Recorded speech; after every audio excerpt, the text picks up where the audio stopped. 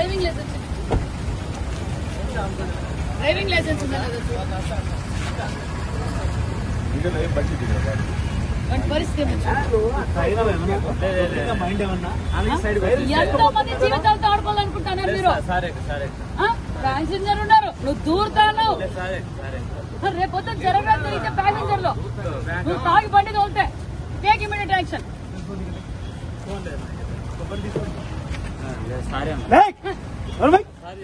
ఏంటయ్యా తాగి నువ్వు బండి తోలి తాగి బండి తోలి నీ జీవితం కాదు, ఎంతమంది జీవితాలతో ఆడుకుంటావు. జీవితం అంతమందితో ఏదాన్ని నువ్వు తాగి తోలేది మధ్యలో మాకు అరెస్ట్ అయ్యేది.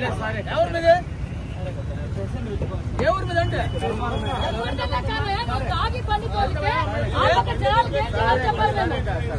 ప్యాసింజర్లు ఏం కావాలా?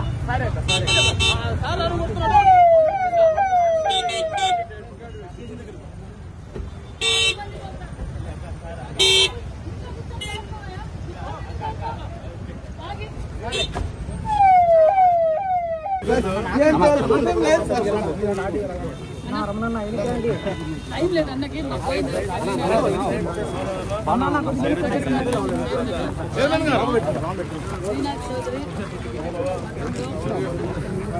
అందరం తమ్ముడు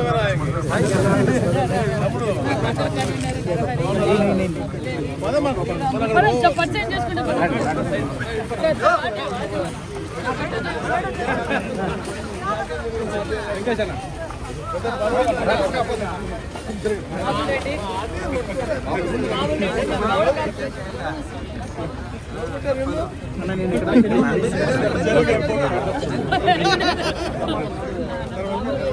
స్వామి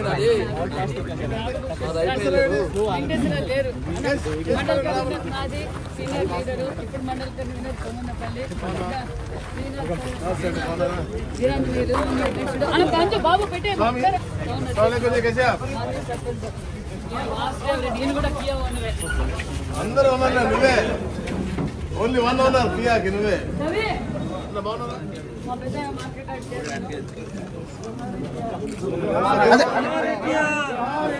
జోహార్ ఎన్టీఆర్, జోహార్ ఎన్టీఆర్, జోహార్ అన్న ఎన్టీఆర్, జోహార్ ఎన్టీఆర్, జోహార్ అన్న ఎన్టీఆర్, జోహార్, జోహార్ అన్న ఎన్టీఆర్, జోహార్. ఇప్పుడు చట్టం తీసుకున్న వాళ్ళు మాత్రం వేదిక మీదకి రావాల్సిందిగా కోరుతున్నాం. మీరు మంచిగా రాబాగండి.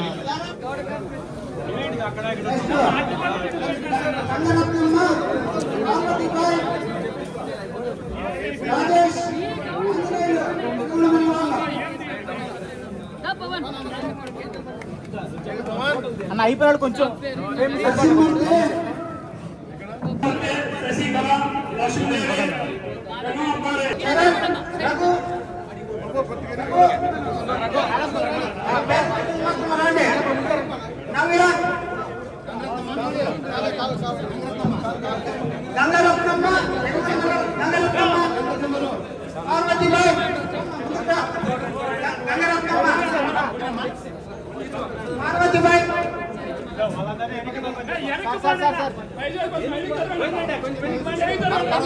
రాజేష్, రాజేష్, అంజనేయులు,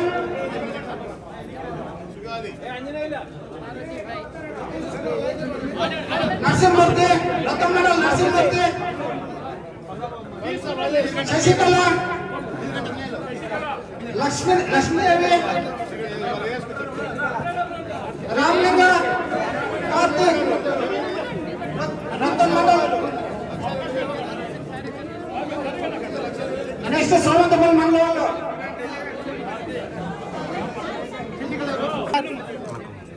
నరసింహమూర్తి, నరసింహమూర్తి, లక్ష్మీదేవి,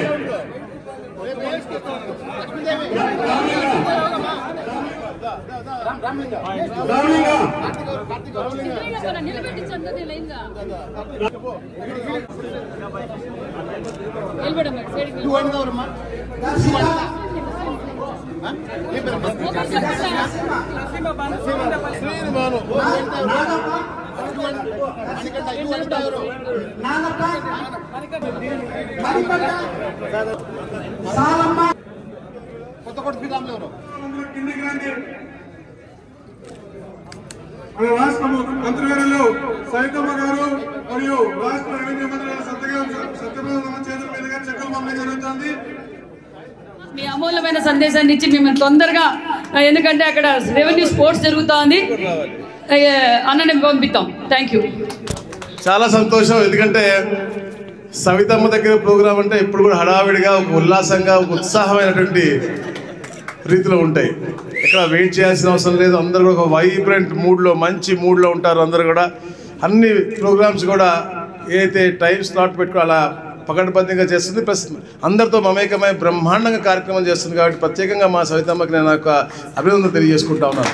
మరి ఈరోజు ముఖ్యంగా గౌరవ ముఖ్యమంత్రి వారు ఎప్పుడు కూడా పేదవారు ఎప్పుడు అనారోగ్యం చనిపోకూడదు, ఇబ్బంది పడకూడదు, డబ్బులు ఆర్థిక ఇబ్బంది ఉండి వాళ్ళు వైద్యానికి దూరం అవ్వకూడదు అనే లక్ష్యంతో ఎన్నో కార్యక్రమాలు చేపట్టారు.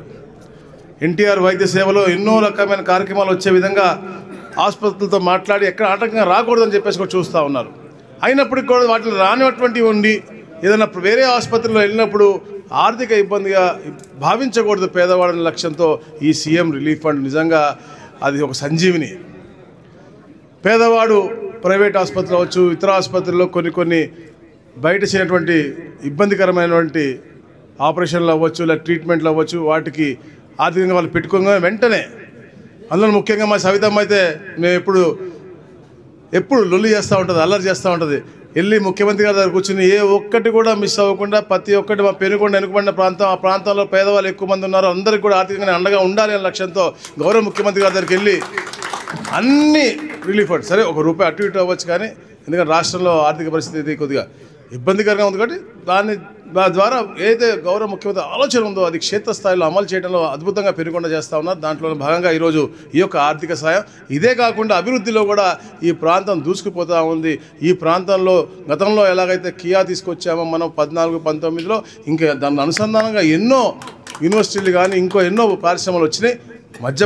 మధ్యలో వచ్చినటువంటి రాక్షస ప్రభుత్వం ఇక్కడ ఆటంకం కలిగించినప్పటి నుంచి కూడా అప్పటికి కూడా ఇప్పుడు మన నూతనంగా ఏర్పడిన తర్వాత ఎన్నో ఇండస్ట్రియల్ నోట్స్ ఏదైతే ఉన్నాయో బెంగళూరు నుంచి మనకి ఓవర్లోకల్ కానీ కొప్పర్తి కానీ పోయే దారిలో ఎన్నో ఇండస్ట్రియల్ కారిడార్స్ పెట్టాలి అని చెప్పేసి తపనతో ఈ ప్రభుత్వం పనిచేస్తుంది. దాంట్లో ముఖ్యంగా మా సవితమ్మ మా నియోజకవర్గం అలానే పక్కన హిందూపూర్ నియోజకవర్గంలో పెద్ద ఎత్తున ఇండస్ట్రియల్స్ రావాలని చెప్పే లక్ష్యంతో ఒక చిత్తశుద్ధితో పనిచేస్తూ ఉంది. తద్వారా రాబోయే రోజుల్లో ఈ ప్రాంతంలో ఉన్న ప్రతి ఒక్క యువతకు కూడా ఉపాధి కల్పించాలి అనే లక్ష్యంతో పనిచేస్తూ ఉంది. అలాగే ఇండస్ట్రియల్ పార్క్ కూడా పట్టుపట్టి ఎంఎస్ఎంఈ పార్క్ పెట్టాలనేసి ఇక్కడ పట్టుబట్టి అక్కడ అధికారులతో పోరాటాలు, యుద్ధాలు చేస్తూ ఉంటారు. అంటే అంత మంచి నాయకురాలు మీకు ఉంటే నిజంగా మనందరూ అదృష్టం అని చెప్పేసి కూడా తెలియజేసుకుంటూ ఈ తక్కువ సమయంలో ఇంత మంచి ప్రోగ్రాం ఏర్పాటు చేసిన వారికి, వారి బృందానికి అందరికీ కూడా, కూటమి నాయకులందరికీ కూడా ప్రత్యేక కృతజ్ఞతలు తెలియజేసుకుంటా ఉన్నాను. Thank you.